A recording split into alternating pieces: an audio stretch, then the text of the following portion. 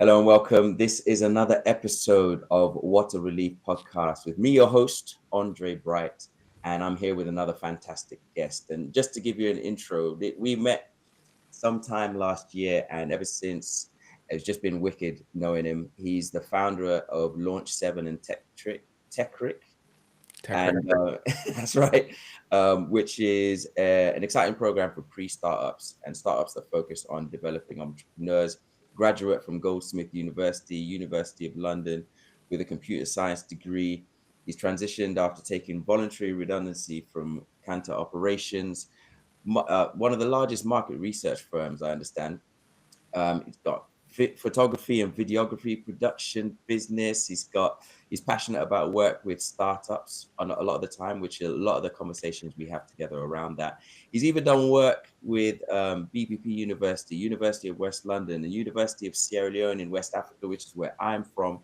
I would like to introduce you to Alexander Pemberton, ladies and gentlemen. How you doing, man? I'm well, man. Even better after that introduction. Wow.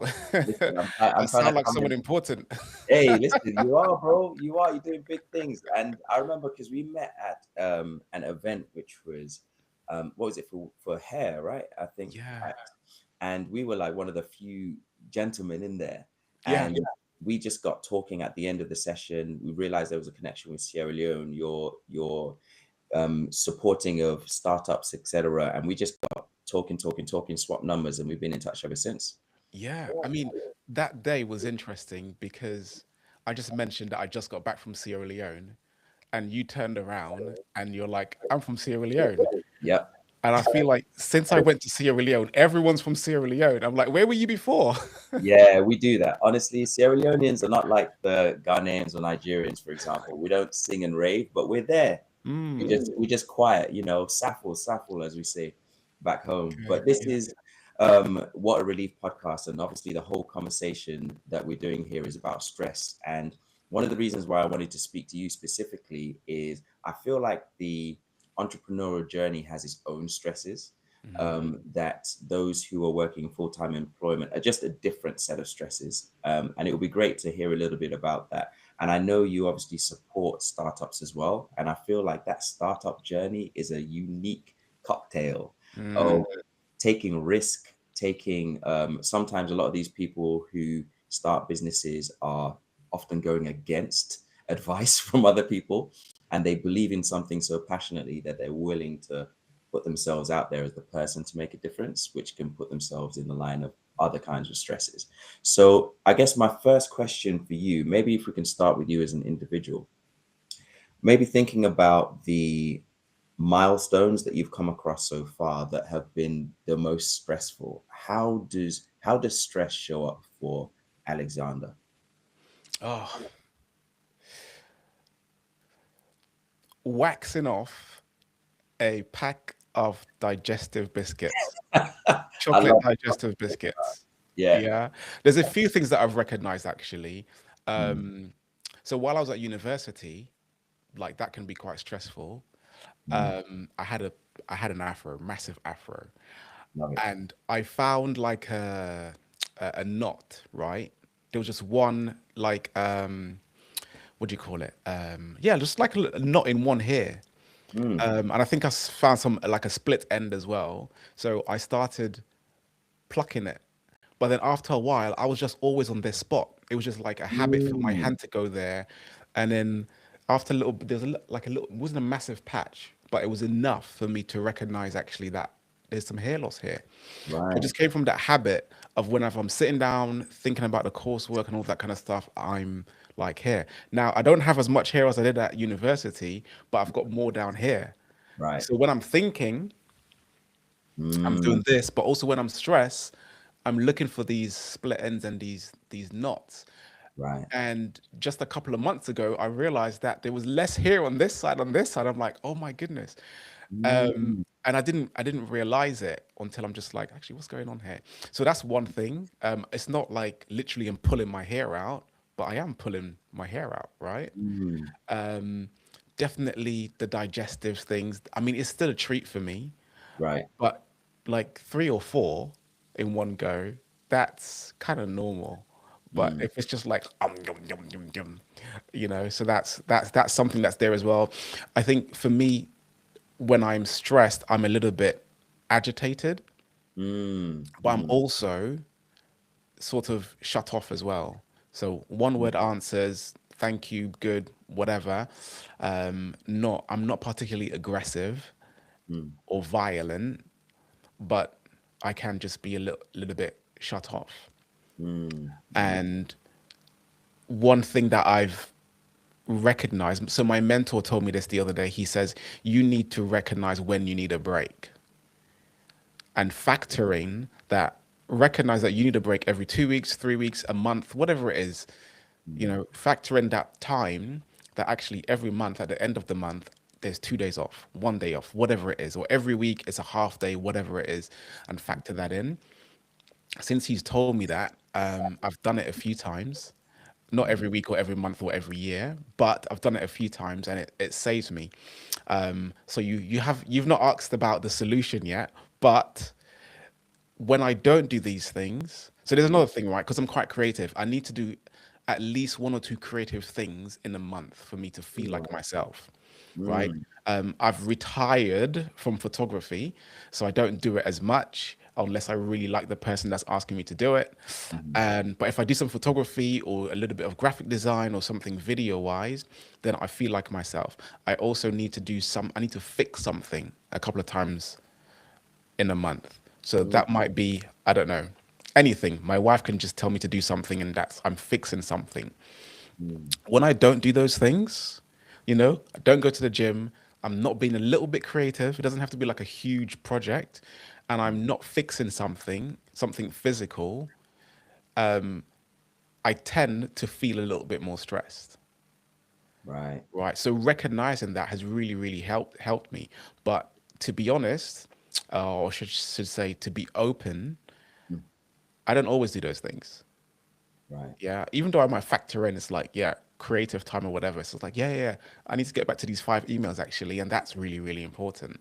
Mm. And yeah, so the eating of the sweet stuff. This is another one actually. Ready. I like to have one coffee a day. Got it. And I like fresh coffee, like Mm. beans, fresh beans. They're grinded and espresso. So I've got a little espresso machine here in my Mm. kitchen. When someone offers me a coffee and it's like Nescafe or like this, that I'm like, all right, maybe I'm okay. Right? I'm a coffee snub. Right. So I'd go to a really nice coffee shop and I just like the whole aroma and that kind of stuff. Mm. But if I ever start having two coffees a day and I start feeling like I need a second one, and they are quite strong, I'm Right. like, okay, I need to step back and I'll just like go cold turkey on the weekend. So Mm. no coffee Friday, Saturday, and Sunday. And that's really tough because I'm so used to having it. But if I start saying actually 2 coffees, 3 coffees, even before I have it, if I'm thinking about it, I recognize that I'm en route to burnout potentially, and there's Mm. some stress there as well. That's really important what you've said. One of the things that I always say in the workshops that I deliver is that there's often four changes that you want to look out for: mental, emotional, physical, and behavioral changes. Mm, Because sometimes you can tell you're stressed because of the task that you're doing and mm, you're locked in or whatever. Sometimes it's got to be external. So those behavioral changes are a really good way of identifying. Like for example, for me, if I come home and my flat is messy, I know I'm stressed mm, because I can tell that my attention, my energy has been going towards something and neglecting everything else. mm, And so there'll be stuff on the floor, there'll be, plates in the sink that for ages. And I know that's because my focus has been in one area and it's taken the capacity for everything else. One thing that you mentioned as well, and I think it's a really good point to make, is things like um, eating habits. And you mentioned more coffees, etc. It's our body's way of trying to regulate, actually. So mhm, For example, you have stimming, for example, if you're tapping your knees and all that kind of stuff, you might have those moments where you, like you said, you're plucking your beard and things like that. That's looking for a way for this energy that's pent up in the body to go somewhere. You Mm. know, while some people might go for runs, some people might pluck at something, some people might eat something. It's a way of our bodies to kind of regulate. So it's good that you recognize that those ways that your body responds to stress, you Mm-hmm. can choose whether you want to go down that route or not. But using it as a signal can help you break that cycle if it's not the way that you want to be responding. Or if you just say, you know what, maybe I will have 5 biscuits today. You know, I've earned it. You know, this is, you know, but one thing I really love about what you said is planning for it. So you mentioned the days off, or the half days, for example. For you, what makes, because you said sometimes you do it, sometimes it doesn't happen. But for you, the times when you're able to maintain it, what is happening for that to be able to be sustained? These half days or the time off. Yeah,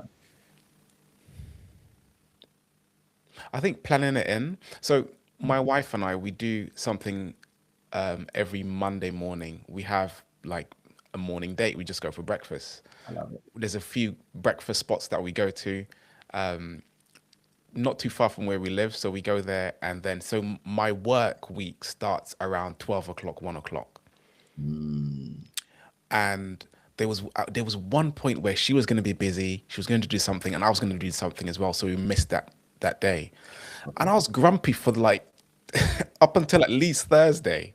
Wow. Right? Okay. And I was like, what's going on here? And I was like, babe, we didn't have a Monday thing. And it's Mm, like the week, it wasn't a good start to the week for me.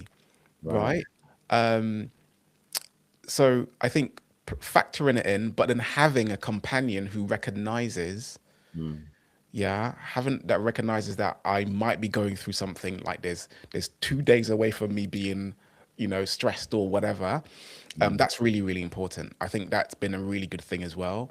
Um, Sometimes my kids, like children, are quite intuitive. They Yeah. wouldn't say anything, but they'll just give me a longer hug. Oh, Yeah, and to be honest, my job isn't even really that stressful. Like I'm not coming home like with my hands in my face or anything, mm, but they might have just seen a change. So I might get mm, a longer cuddle, a longer hug. Yeah, but then if I can remember that I need to stay sane for the mm. sake of my family, for the people that I serve and the people that I work with, um, that's a good reminder for me to say, actually, I need to take a break. I need to take some time off. You know, Mm. I don't have to respond to all the WhatsApp messages today. Yeah. Yeah. Yeah. Yeah. I don't have to respond to every single email today. Right. It's really nice to get a response within 24 hours, but I got kids, man. That's it. That's it. You know, it's funny. There was another guest called Dylan, and he talked about recognizing what is a now problem versus a not now problem as one of Mm, the secrets to building like a sustainable nervous system. One of the things that you said just now, which I find really interesting, is this idea that the people around us can notice something that we don't. mm, And because when you're in it, it's like losing weight or gaining muscle, right? You go to the gym every day, you do your thing, but you don't necessarily notice the change. It's the people who are around you, though, like, oh, have you been back in gym? You know, and you're like, oh, mm. you think so? You know, it's the same with our bodies in a positive and negative way in terms of our mentality. If we start getting stressed, sometimes we don't notice. We just think we're just locking in, but the people around us are like, you haven't eaten in a while, or you've been slipping, or I've noticed you've been forgetting things, or I've noticed you've been showing up late all of a sudden. You're usually quite early. And I've noticed this happening personally and professionally. If you have a good manager who actually cares for their team, they'll notice things like that. This person is usually pretty reliable, but they're turning out to be flaky. Maybe there's something going on. You know. Mm. So for you, what have been things you've learned about yourself from other people when it comes to how you manage stress? That's interesting.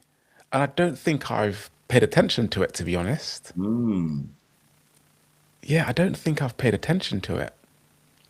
I might have to come back on that one. Yes. I'm sure there's something there, but we'll have to come back on that one. Yeah. Do you know Yeah. what it is? Like while you're thinking about it, and we can come back to it, it doesn't have to be today. For me, that has been a really good eye opener. Like my mum, for example, was the person who let me know about the environment thing. She's the one that noticed that when I get stressed, I tend to drop the ball on certain things. You know, I Mm, start to get, you mentioned you can sometimes be a little bit more agitated or a little bit more quiet. She's the one that noticed that about me. mm, And for me, I was like, she was like, oh, are you okay? And I'm like, yeah, I'm fine. Until she points out these things, and I'm like, oh, actually, maybe I'm not. And one thing that I did want to note as well is this idea that only in some cases it's in hindsight that you realize what is causing the problem. So I really like the example you gave about that Monday morning session with your wife, because that week can go by and it's not a normal week, and we just don't know why mm. until we look back and say what was different about this week, you know. And we might not realize the significance of something as quote unquote small as a catch up with our wife on a Monday morning until we don't have it. Yeah. And then we realize actually this is really important to me. It kind of builds up my energy, it gives me confidence for the week, it gets me set, my mindset is right, I feel protected and secure, and all these kind of things that I Mm, took for granted, yeah. you know. I um think I think I might give off I've got it all together got vibes. mm, Yeah, I think I someone said that to me once. They were like, "Yeah, you seem like you've just got it all together." I'm like, who does?" right. But I think maybe that might be a thing. I think actually there was a colleague of mine. It was late, Mm, and I think I was thinking about something. I was thinking about all the work that I have to do tomorrow that I mm, didn't do today because we were out at a social event and we're on the way home. And while I'm thinking, and I was quite tired as well, mm. I think I made some sounds. So Okay. I'm thinking, I'm like, oh. And I think he said to me, "Bro, are you okay?" I'm like, "Yeah, I'm good, man. What's going on?" He's like, "Yeah, you're making some interesting sounds. You all right?" And I was like, Right. "Am I?" And then so I'm like, "Yeah, no, I'm good. I'm just like thinking." Then I Mm, did it again. And he's like, "Nah, bro, you done it again." I was like, "Do you know mm, what? I'm just thinking about all the stuff I have to do tomorrow. mm, Thinking about all the stuff I have to do tomorrow." Um, and then he was like, "Yeah, I hear you, I hear you." And he was younger than me as well. He's like, "Tomorrow's tomorrow. Tonight is night.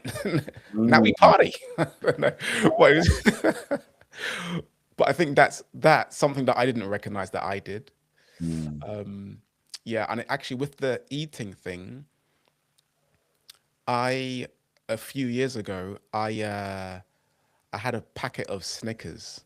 You know those like mini ones. There was like Yeah. five in it, I think, four or Mm, five in it.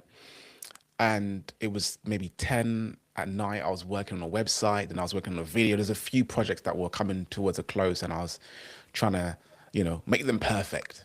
mm, mhm. And I took a break. And at the end of that break, those four Snickers were finished, completed. So I had four empty Snickers packets right in front of me. Wow. And I thought, this is funny. So I got my phone out, filmed it, took a picture, and I did a caption like, "Can you believe I just ate four Snickers?" And I posted it. This is on my WhatsApp status. Mm, And a good friend of mine, she responded straight away and she was like, "Are you stressed, bro? Are you okay?" I'm like, "No, I'm good. I'm just finishing off a project." She's like, "Alex, you just ate four Snickers. Like yeah. you can't be okay." I was like, maybe I'm not. Because I am actually trying to get this stuff done. It's late, I'm tired, and I'm Mm, looking for that glucose or whatever. And Snickers is quite comforting for me as well, right? right. Yeah. So I think, but I didn't, because I'm quite slim. Mm, Yeah. Like in the Caribbean, we say marga, mm. but Yeah, yeah. marga isn't your regular slim. No. That's like your skin and bones. Yeah, literally. So I would never imagine that I have an eating problem, right? I would Mm, never imagine that I would stress eat.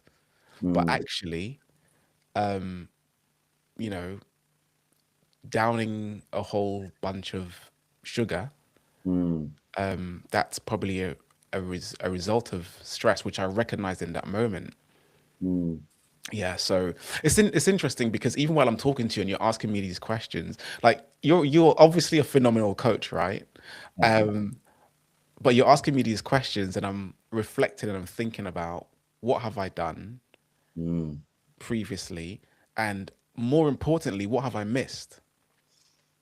that part. Yeah, what have I actually missed? Because you asked me, is there something that people have recognized? Mm, And now I'm starting to think, I wonder, do I vocalize, well, not vocalize my thoughts, but do I make a sound mm, when I'm thinking? Do I do that all the time? mm. You know? So now, so for me, one of the best things that I think anyone can do is let people know your weaknesses. Wow. Yeah. Yeah. And let them know how to help you. So I have this thing, like if I'm feeling down and someone recognizes that I'm feeling down. So my wife does this all the time. We do it back and forth to each other. If I'm Mm, feeling down, feeling upset or whatever, she'll ask me some questions to help me to be grateful in that moment. wow. Right? Sometimes she'll say stuff like, "Well, I know it's really tough. Maybe you had a tough time with a client, or you lost a client, or whatever has happened, or something didn't work out. But you got me and you got the kids. I'm like, that's not enough." I'm joking, I'm joking. But it's like, yeah, yeah, yeah, great. Yeah, you're all fantastic. But I think by the time someone reminds you of three things that you can be grateful for, Mm, three things that you can be grateful for, your perception of life, your perception of yourself just starts to change immediately. It might just be a little bit, but three might be enough, right? Maybe mm, some people might need 10. And actually, I heard this on a podcast and I started practicing it myself. And on this mm, podcast, I don't even remember who the guy was, but he was saying he hasn't had a bad day for like 5 years. And it's simply mm. because he practiced gratitude a few times a day, Right. right? So if someone upsets him, if he gets cuts off in traffic, that's a good example. Cuts off in traffic, someone's upset you. Instead of having road rage, at least I'm in a car. At least I'm not outside in the cold. I'm going somewhere and I'm Mm, going to get there in a good time and in comfort, yeah. right? Those things just change your perception. And I think having someone who can recognize that you're going through something and can remind you of some things that you can be grateful for is really, really powerful. Very much so. And what comes to mind as well with that example is being careful not to have a bad moment be a bad day. Mm, And unfortunately, when memory is a funny thing, right? So if something goes wrong in the morning and we don't resolve it in that moment, it stays with us for the rest of the day. So it becomes our filter of mm, everything that happens. And so once the day passes, we will look back on that day and feel like it was a bad day when actually it was just a bad conversation, yeah. or this thing wasn't resolved, or I was late for the bus, or Mm, something like that. But the rest of the day was actually okay if you look at what actually happened, but our memory has painted it that way because of the story we tell. mm-hmm, But there were three things that you just covered so brilliantly. The first one is identity, because you talked about, um, I didn't think I'll be the kind of person who would have eating disorder, right? And one of the things that happens with what I've noticed with some clients is that we ignore certain signs because we don't feel it matches with the person that we think we are. mm, And so it means that we actually like miss some of these signals until it's too late. And part of that is because of the story we've told ourselves about this thing. I'll give you a great example of this. Being stressed means I can't handle the pressure, which means I'm weak. And so if I feel stressed, I ignore it because I'm the kind of person who can handle pressure, mm, until I ignore it so much that it becomes a physical problem and I end up in hospital. mm, Right. And it happens a lot in terms of pushing past, especially if we have a lot of responsibilities and things like that. If you're a manager, if you're a CEO, you're handling a whole business and you can't look like you don't have it all together. push past, and a lot of people do that. For you, what does pushing past look like, and what does preemptive stops look like? And what I mean by that is, I'm sure, like, the kind of things that will stress you out. This kind of deadline is this client, this project is going to be stressful. So the preemptive stuff is knowing this is coming. What do you do to avoid yourself stressing out? And then on the flip side, when you feel yourself pushing past your limit, what tends to happen? What do I do to prevent? I think again, it's like scheduling break times. That's Mm. really, really important. I don't do it all the time. Um, yeah, scheduling some sleep time, some time to take off. Honestly, the Monday mornings with Mrs. Pemberton is that's the one. That is the one. Can I That's just it. say that needs to be the podcast title or book title or something? Monday Mornings with Mrs. Pemberton. It sounds like a brilliant title for something. Sorry, go on. Yeah, it really is because um as much as my work is important to me, my family is important as well, Mm. right? So Mm. starting off the week like that is really, really good. I don't start off the week looking at emails and Right. looking at problems that I have to solve, you know. I start the week off looking at someone really beautiful, someone that I love, do you know? So that's really, really cool. So I'll do like church on Sundays and that kind of stuff as well. But I also work in church, Of right? So I do course. sound engineering. Yeah. This is something that you don't know, but I've been playing drums recently. So I'm Okay. actively doing stuff in church. So sometimes it feels like work. I'm serving. Right.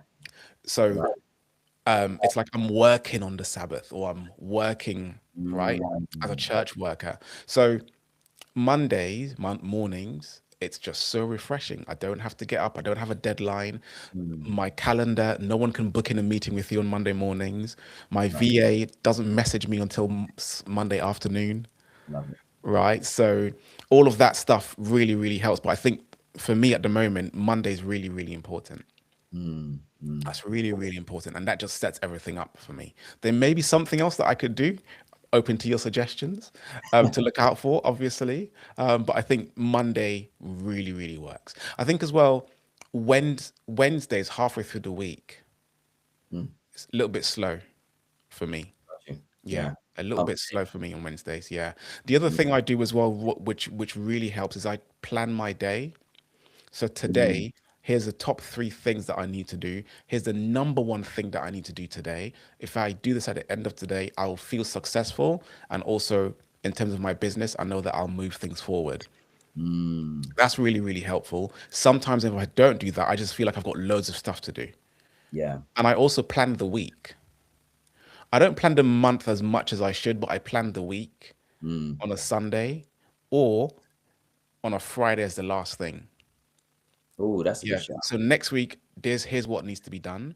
Or I Yes. can do this on a Sunday as well. Here's what needs to be done throughout the week. And quite often, actually, I'm listing out like 10 things, 10 important things that need to happen. But Mm. I've previously, when I was planning my day, I'd Mm. have 9 things down for like this one day. And these 9 things wouldn't be like respond to one email, respond to one WhatsApp message. It wouldn't be like write a LinkedIn post. Mm. It would be, develop this, do this document. So stuff that takes more than 5 minutes. Yes. Yeah. But actually, I started realizing that when I'm putting all this stuff down, I'm offloading onto paper stuff that needs to be done. But the Mm. next step is saying, okay, actually, some of this is quite heavy, Mm. quite brain intensive. It probably will make me tired after an hour. So maybe I should split it across the week, right? Mm. And that's been really, really helpful. That's been Yeah. really, really helpful. So what's the second part of your question? Monday mornings, planning the day, planning the week, and planning the month if I can. Right? What's Yeah. the most important thing that I need to do this month? Because then actually that allows me to say, hey, I can take time off. Yeah. I've done work. Yes. And Yeah. that's the trap of a lot of entrepreneurs and business owners Mm. is have I done enough? Mm. Yeah. Have I actually done enough? Have I sent enough quotes? Have I sent enough sales messages? Have I had enough Mm, conversations? Is my product good enough? Is my service good enough? We're often trying to make things better and we're trying to reach more people as well. But actually, mm, when you say, here's what I have planned for today, mm, you feel fulfilled. And here's what I've done this week. Maybe something has come up which didn't allow me to do all 50 things, but mm. I did some of the most important things. And it means that I actually can take time off and I deserve time off because I've done work. I know that some people feel like they don't deserve time off. It's a deep internal conversation that I've had as well with myself. It's like, Nice. do do I deserve, this, my digestives? But I'm so glad you're saying all this. I feel like I need to do something around that good enough piece because it is so deeply ingrained in people who are driven. It's often a challenge. It can actually push people to go forward, but also push people past their limits, especially if it's linked to their identity. When the deeper question isn't just is this good enough, but am I good enough? Mm, Um, there was something you said a minute ago which made me feel like this is very Brian Tracy of you, right? Like the eat the frog process. I use it as well. Um, but you mentioned about the energy, which is really important because there's a workshop I do around energy management versus time management. And most of the time, people think with regards to avoiding burnout, it's about managing your time, when actually it's about managing your energy. So thinking about it, you might have a day which is back to back to back to back from 9 o'clock till 9 o'clock, but you'll leave that energized, mm, right? Because you're fulfilled, you're driven, you're seeing the needle moving, you're around people that you enjoy, etc. The next day, you might have one 20-minute conversation with the wrong person that will ruin the rest of the week, mm, right? Or you have one task which you've been putting off all week that takes 20 minutes to do, but for whatever reason, you're hesitating.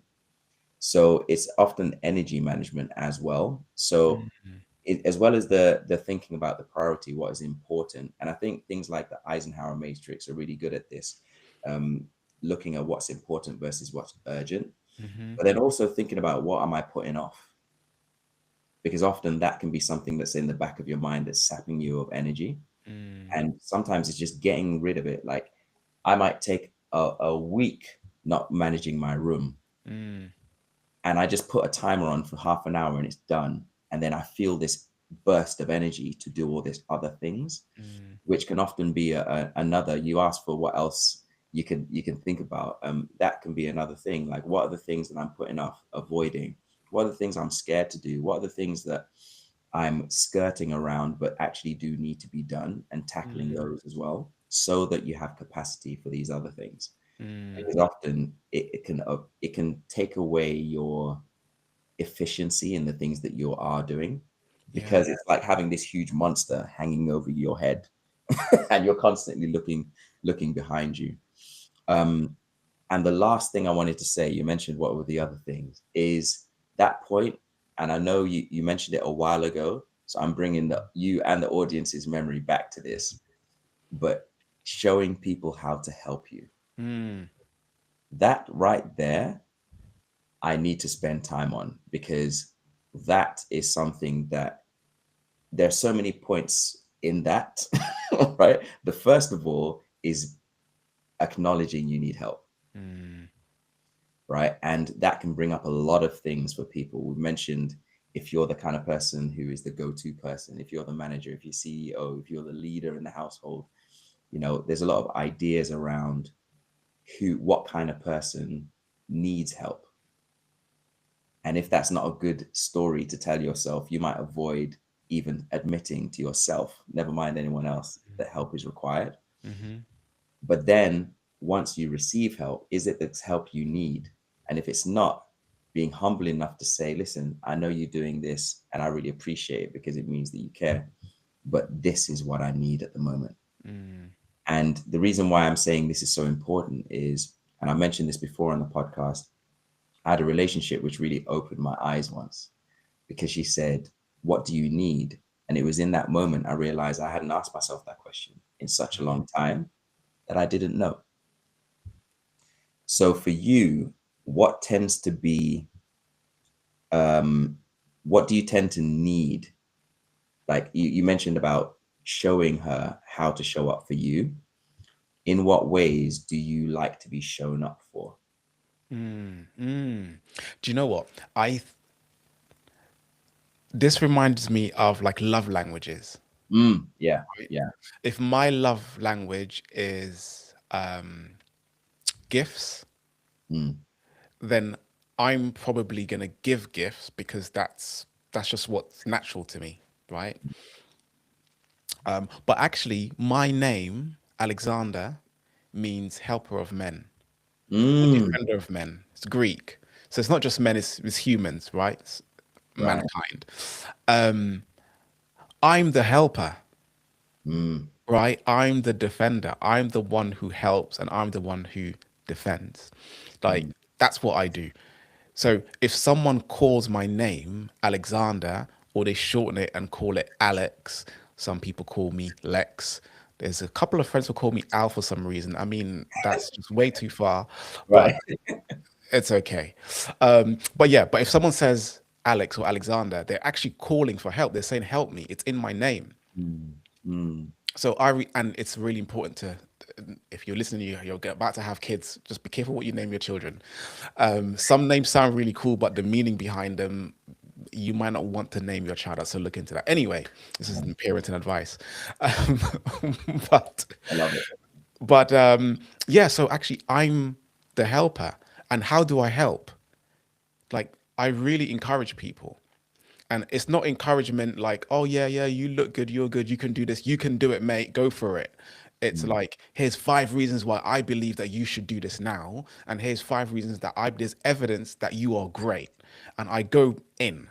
mm, Who's yeah. that person for me? Where is my Alexander? Where's my helper? Wow. And I know that I need encouragement. And I actually discovered this in a coaching session. My first coach, well, my second coach, he we were talking. He just asked me a bunch of questions, and we did this exercise where we looked back on my life in decades. So the Mm, first 10 years, second 10 years, third 10 years. I think I was in my mid 30s by this time. wow. Was I? Might have been 32 or 33. So, looking at those, and he says one word that kept up coming up was encouragement and encouraging, whether that's me giving someone encouragement or me receiving it or me feeling encouraged. But that word, and he says you need to think about what encouragement actually means to you because you've mentioned it so much when we Mm, spoke about your life over the decades. It's like, wow. And I mm, need encouragement. yeah. Right? I need encouragement. If I work with someone who's a coach or a mentor and they challenge me on what I can improve on, it's Mm, not a great relationship. right. Yeah. I know what I can improve on. That's why I'm seeking out the help. Got you.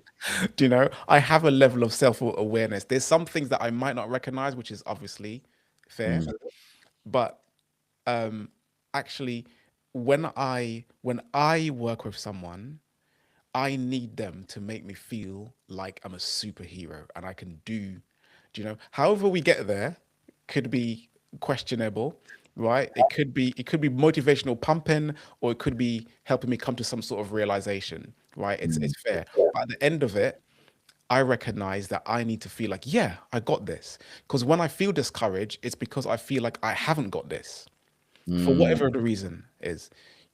Like when we worked together, I felt stressed out. There was a lot of stuff going on, and mm. you helped me to recognize that I don't need to do everything in 5 minutes. No, no, I remember. Yeah. Yeah, I don't have to do it all in 5 minutes or one day or whatever it is. Mm, But then it's like, yeah, actually, I don't need to do that, and that made me feel powerful because I'm in control. that part. Yeah, I am in control. So definitely, I recognize that I need encouragement, Mm, and there's this thing where how you treat people is how you expect to be treated, yeah. right? But the reality is, some people aren't built to be encouragers. Mm, Yeah. So for me, it's my job to go and find those people. And yeah. if I want my wife to be a motivational speaker and she's not, What do I do? Send it on a motivational speaking course? I don't, Right. you know what I mean? Is that practical? Is that right? Or Yeah. do I say, actually, let me find a friend? Which of my friends from Mm, childhood, from teenage years, from last week, new friends have been really, really encouraging? mm, Because that's in their DNA. They're encouragers too. I can't be the only one. yeah. Yeah. Yeah. So, and because we're humans, we actually need that human connection. Mm, And I think it's important to recognize what are our different friends for? What yeah. are our different associates and our colleagues for? Mm, Yeah. I've got a really good friend. He sent me a video just before this call, and what we were talking about. We are talking about listening to our bodies. mm, Over the Christmas period, I had 3 coffees, and they weren't very strong. got you. And it wasn't because I needed to feel alert. It was just like it was offered. I was like, yeah, cool. I haven't had a coffee for a while. Just make it really, really weak so I don't get that hit that I usually get. Mm, Yesterday, I was feeling really tired. It was around 4 o'clock. I've had a couple of late nights and early mornings. mm, And yesterday, around 4 o'clock, I felt really tired. And I had a meeting coming up and I was falling asleep. mm. So I went over to my friend who runs a bar. Um, oh, dude, we have to go there. Like, do you drink coffee? You don't drink coffee? I'm a hot chocolate guy, Hot but chocolate. I can roll with it. Okay. But look, man, I found this new way of consuming coffee, which isn't like that amazing, but it's a cinnamon coffee. So it's black coffee with Okay. cinnamon syrup. And this is now my new favorite thing in the world. Right. And I'll just have like a 1 shot espresso with cinnamon syrup. Like it's made at this bar at the Africa Center. And it's just amazing. Like the bar's called Marquee Bar, and it's just Got you. amazing. So Oh, anyway, so I had one of those yesterday, and I said to him, "Oh man, I had a coffee today. I was feeling really, really tired." He's like, "Oh, you broke your fast," and I'm like, "I wasn't really fasting, but I was just um, staying away from it for a little bit. But actually, I mm, needed to pick me up because I had an event, I had a meeting later, right. and there's no way that I was going to survive this meeting. I didn't have Mm, time to have a little quick nap. So I needed to pick me up. But he reminded me that I told him a few years ago that we need to listen to our bodies. And if wow. our bodies are telling us that we need something, Mm, right, a little pick me up or whatever it is, listen. mm, But it's kind of like you have these different friends who can remind you of something that you told them. yeah. Right, you have these other friends that can encourage you. You have these other friends that are like the agony aunts that just listen. They Yeah. don't give, they give bad advice, Ah, right? They mm, don't give, but they're great listeners. mm-hmm. And when you need to offload, they're there for you, and they have some recognition that they're good at listening as well, and they're Mm, okay with it, right? They might not give the best advice. And there's some, they're all types, all sorts of friends. They're friends who guide you, etc., yeah. etc. And I think recognizing who your friends are and how you need them, and maybe even letting them know, that's really, really important as well. Yeah. And do you know what? I'm reminded of because it takes a village, right? And in this Mm, case, we're talking about community, and what it does is it relinquishes all the pressure from a single individual to be everything for you, mm, right? If you know that this is the person who's really strong at this is the person who's really strong at that. And when I'm in need of those things, those will be the people I go to. And what that ends up being is that if you're aware of your own needs, you might realize there's a gap actually. I have this, and this covered. I know mhm, exactly who I need to go to for that. But when it comes to this, there's actually a gap there. And if it's something that's a genuine need that nobody fills, either you can fill it by yourself, as in learning to be that person. And in all these cases, it's good to learn from these people how to fulfill that need for yourself anyway. But there's also an element of is there somewhere I can meet these people? You mhm, know, I had a client once who felt like their friendship group was so small. As the older they become, the smaller their friendship group becomes, which happens naturally, right? And it can be more difficult to build more connections as you get older. But one of the things I said to her is that if there is a genuine need that you need filled by external people, what makes you feel like it needs to be today? You Mm. know, this is something you can build over time. It takes time to build trust and friendship and relationships. It's very quick to break, but it's slow to build. And so if this is something that's a genuine need, maybe pay attention to who's on the outskirts of your friendship circles that you haven't really Mm. been paying attention to, that you could just spend more time with. Maybe the answers are right there underneath your nose. And I think it's just a really interesting, good point to share, because there are some people out there who are either not wanting to be a burden to other people, so they don't go to them at all, even though they're ready and raring to be exactly what you are to them, to you. Mm. And they're just looking for the opportunity to help. You Mm. know, just look, and this is one of the things I realize as well. There's people in your circle who you've been helping left, right, and center, who are just waiting for the opportunity to be there for you. Yeah. And actually help, asking for help is giving them that opportunity. And the moment I had that reframe in my mind, everything changed, because then it's like, actually, this person wants to be a friend to me too, Mm. you know? And so for you, if you were to say your Avengers, your support system, you mentioned your wife and your children, for example, who were the kind of people, what do you have that's covered, as in with your friendship group? And what for you do you find is maybe something which you need to nurture for yourself? Mm. Yeah, my Avengers. So yeah, my wife. I'm in a master with my friend James, which is really really good. Um, my Master, mentor. I Yeah, heard, really my great. mentor. Mm, They, what's really amazing is that I know that I have some friends that if I called them, they'll be willing to drop everything and they would right, come. And right, I'm that to a lot of people as well. right. Yeah, 100%. Yeah, the, I didn't realize. So I didn't realize that I have really rich social capital. You really do. Yeah, You like really do. you've said this before. Other people have said this before. Some people have said like you know a lot of people. I'm like really, yeah. But yeah, so I think maybe I wouldn't say I take it that I wouldn't say I take my friends and associates for granted, Mm, but I would definitely say that I take the richness of my social capital for granted. mm, Yeah. So um yeah, there's a good amount of people that I can that I can call on.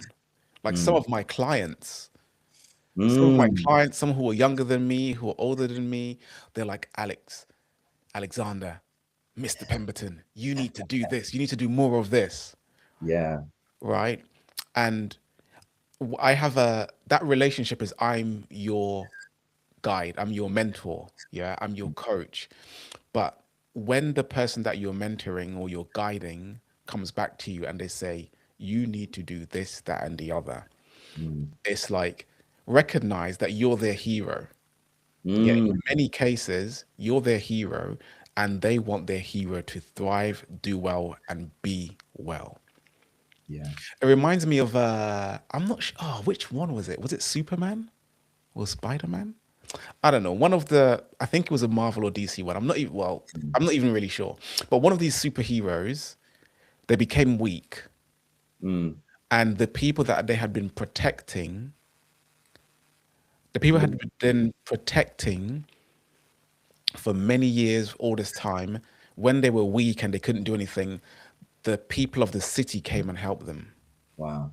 Yeah. There's a scene in Spider-Man, I'm not sure which one it was, but there's the one when he's trying to stop the train with all the webs, I was just and thinking that. he passes out, Yeah. and then people on the train rush to hold him up, Mm, and it's just like wow. you're their hero, and they're also your heroes.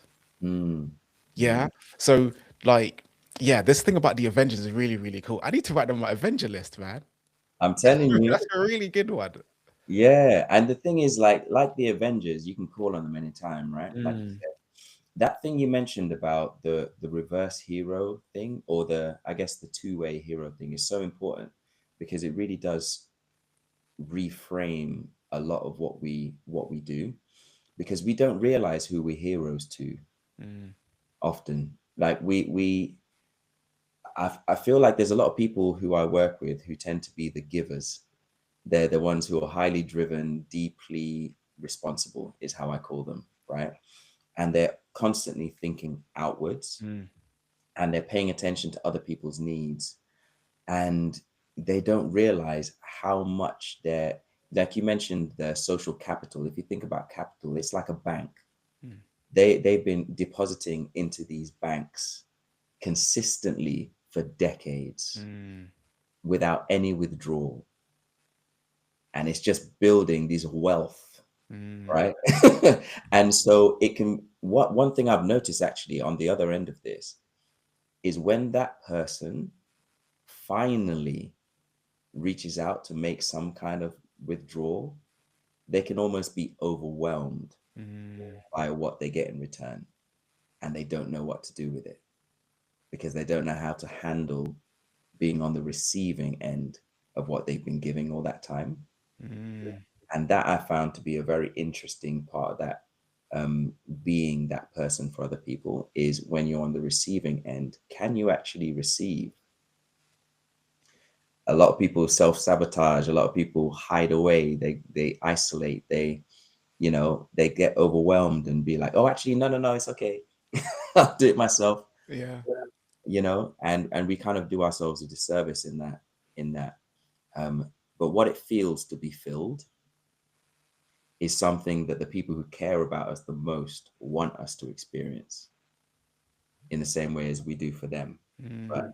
Alexander Pemberton, man, it's absolute pleasure having this conversation with you. What would you say? There's two things. One, what would be one last thing that you'd want the audience to think about or to know when it comes to this stress conversation that maybe we haven't touched on yet? Mm. So I'll tell you what I tell my clients that I help to start businesses. Mm, Clarity. I'm trying to find some alliteration here, but clarity is currency and confidence.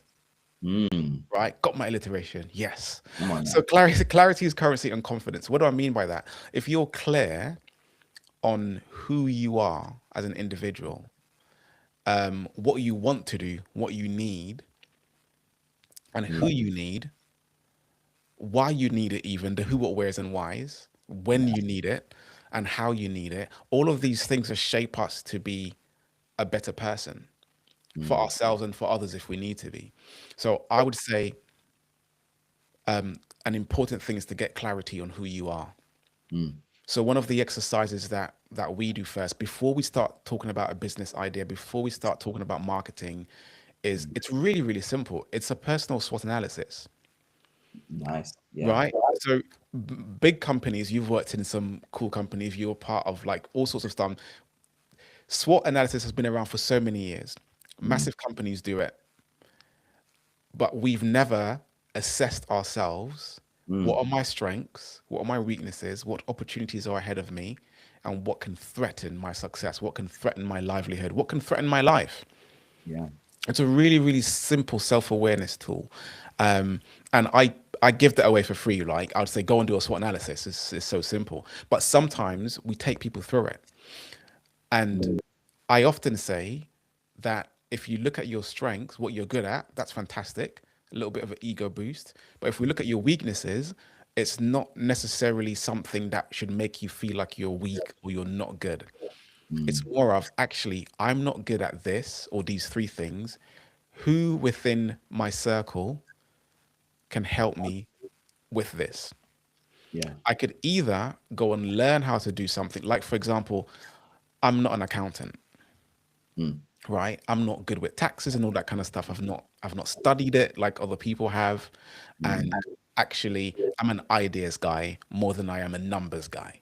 same. Yeah, so who do I need? Can I find someone who can help me with the numbers, who can help me understand the numbers, or maybe can have someone who can do the numbers for me? Mm, Right, and again, SWOT analysis is really, really simple, but it's so impactful. And mm, when we're clear and when we have clarity on who we are, we're confident. mm, We're so much more confident, right? We know what works, we know what doesn't work, we know where to go and where not to go. Right. So I would say get clarity. Mm, mm, mm. That's really powerful, especially with the idea about stress, because then you start to realize what might be causing the stress. Like, Mm, those weaknesses and threats, if they are immediate, if they are consistent, just being able to address those can release a whole capacity that you maybe didn't even think was possible.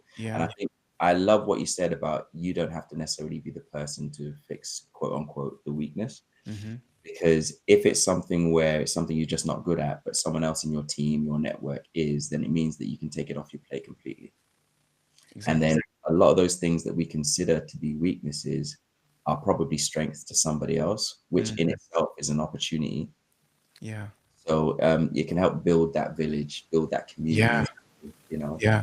I had a conversation with a couple the other day and we were just like talking and they had this realization.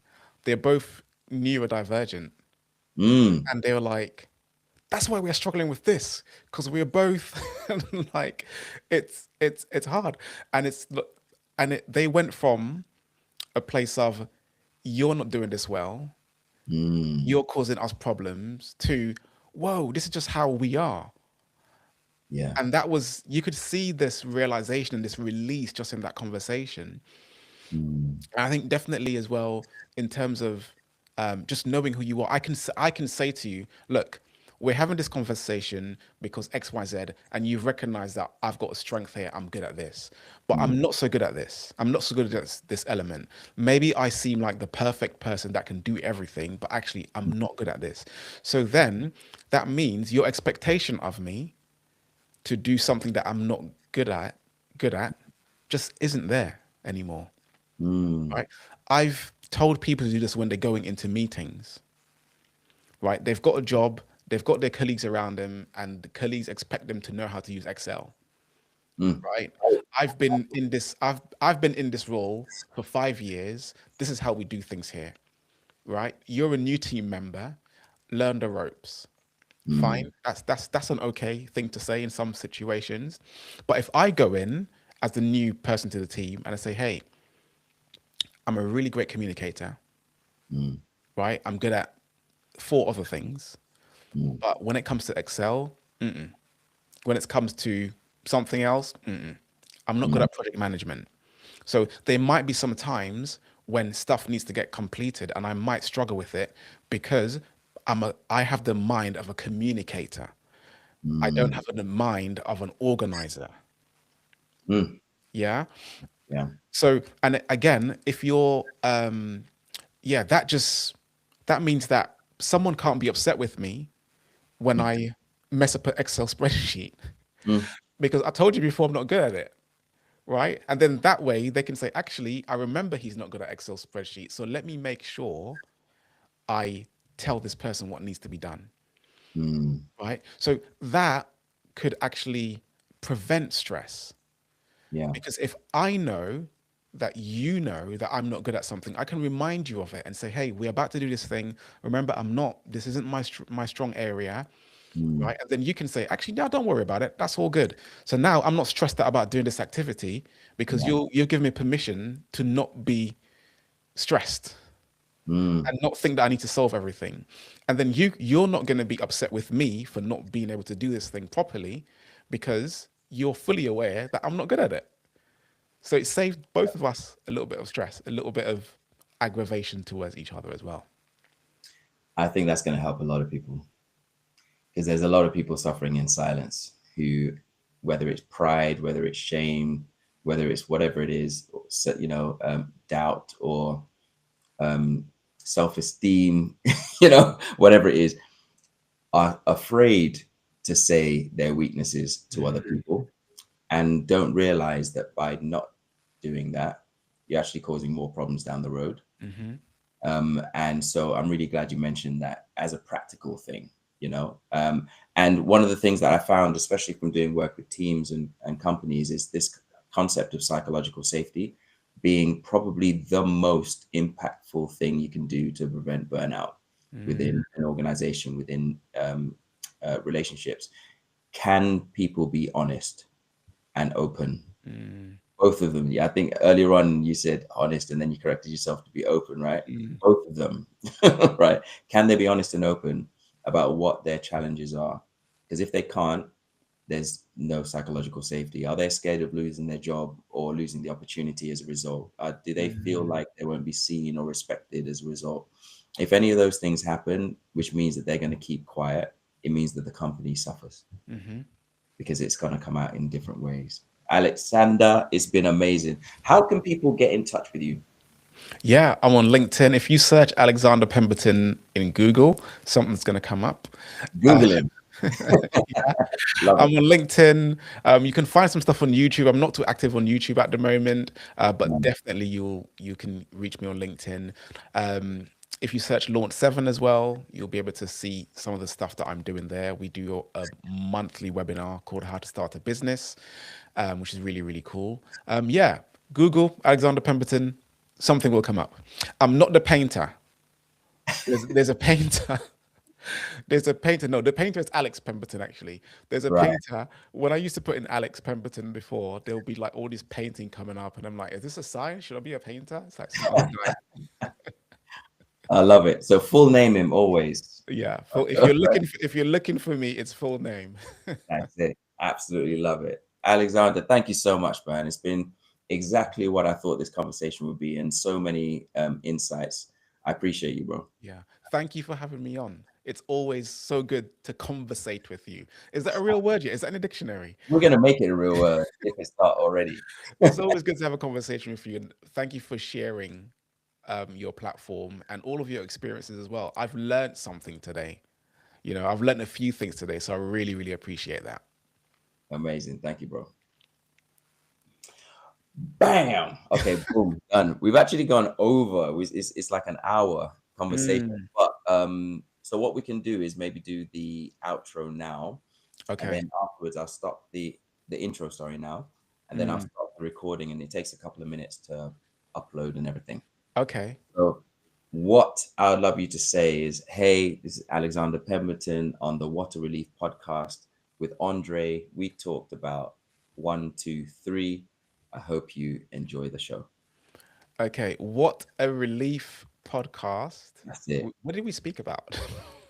We covered a lot, eh? Yeah. We covered a lot. Man, we talked about helping and we talked about signs and symptoms of stress. We talked about, do you know what we didn't even talk about is the actual, anyway, it doesn't matter now, but the actual challenges of starting a business. But Mm, we can come back for part two on that. yeah. Um yeah, we covered a lot, eh? Yeah. We did recognizing when we're about to be stressed, I think we spoke about. Yes. Yeah, yeah, yeah. We Uh, talked about Monday mornings with Mrs. Pemberton. I love that title, man. Honestly, use it, I beg. um, What else? Yeah, we talked about how other people notice things about how we handle stress. mm, Well, that was a really good one. Gratitude. okay. How to never have a bad day. That's kind of baity, isn't it? I like that. Clickbait. Yeah. Never have a bad day. Mm. Um, Monday mornings with Mrs. Pemberton. That Bro, sounds raunchy, boy. I love it. I love it. Okay, cool, cool. Um, oh, uh, what I call it? My favorite self-awareness tool. Oh, yes. Yes, yes, yes.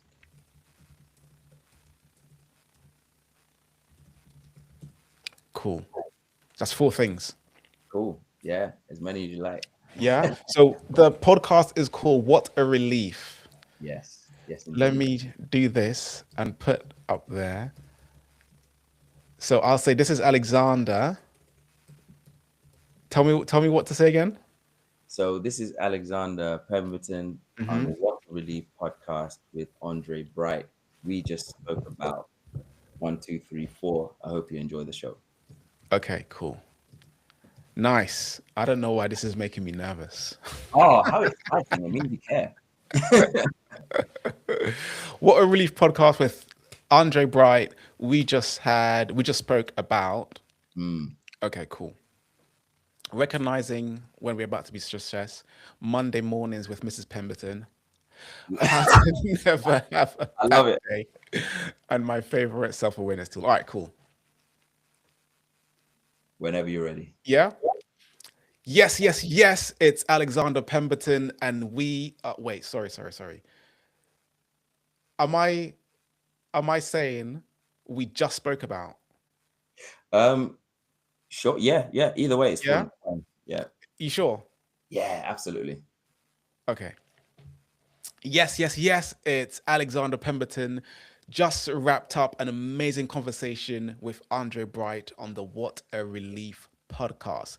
We spoke about recognizing when we're about to be stressed, Monday mornings with Mrs. Pemberton, how to never have a bad day, and my favorite self-awareness tool. Perfect. Good. Boom. Yeah. Do you want another one? No, that was cool. You Was sure? cool. Okay. Yeah, that's blessed. What I'm going to do is I'm going to stop recording now. Was it obvious that I was reading? Oh, I was looking at the camera. I wasn't looking at you. Let me do it again because I need to look at the camera. Okay, cool. Yes. It's Alexander Pemberton, and I just wrapped up an amazing conversation with Andre Bright on the What a Relief podcast. We spoke about recognizing when we're about to be stressed, Monday mornings with Mrs. Pemberton, and my favorite self-awareness tool. Enjoy. Boom, shakalaka. All right, wicked.